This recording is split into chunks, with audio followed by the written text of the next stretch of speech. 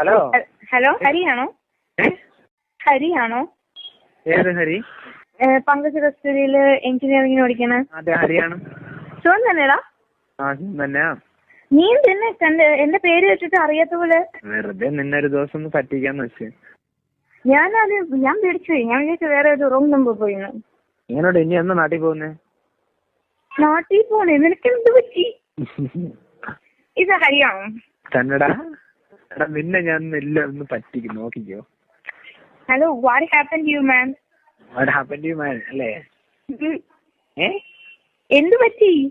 Why are you asking for the first thing? You just gazing at me like a first person who was talking to me. Yeah? Yeah? What? Da. Why are you calling this da? It's not a word used by you. You usually call dudes and somewhere like that. What happened to you, man?